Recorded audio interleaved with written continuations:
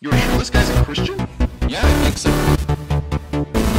Truth. Hello, Agape Geeks. Jesus loves you. My name's Cody, and this is the Christian News Show we do every Monday, Wednesday, and Friday. As always, if you want to help support the show, you can go to agapegeeks.spreadshirt.com and buy one of our awesome t-shirt designs, linked in the description below. And our first story is about Rick Warren, who back in April we talked about because his son had committed suicide. Rick Warren, author of The Purpose-Driven Life, has not preached at his church since the incident, saying that he needed time to recharge. Rick Warren says although he has been mentally and physically drained from what had happened, his spiritual life has never been stronger. But the good news is that after 4 months of recharging, he is going to be preaching again at his church, Saddleback Church. On Sunday, he will be starting a sermon series called How to Get Through What You're Going Through, and you can catch that live on saddleback.com. And our next story is about a movie that's coming out, and I'm not talking about Superman and Batman, even though that is amazing. And I can't wait for it, but I can't tie it in with Christianity in any way, so. Instead, I want to talk about Kirk Cameron's movie Unstopable, which isn't a huge, high-budgeted movie,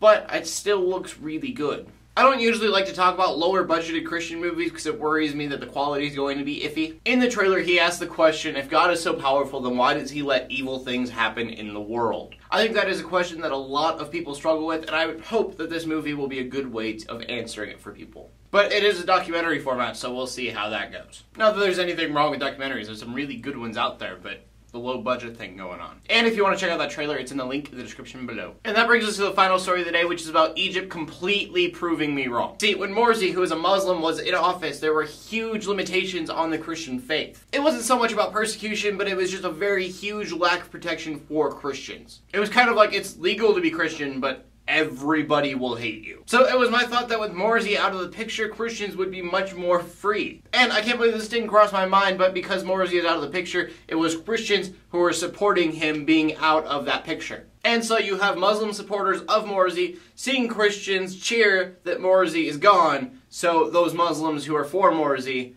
get angry at the Christians. And sadly, because of this, Muslims are protecting their faith and Morsi by going and killing Christians. There have been 6 Christians killed for their faith, and that number seems to just be on the rise. And so, needless to say, my prayers are out for the Christians in Egypt, and I hope that yours are as well.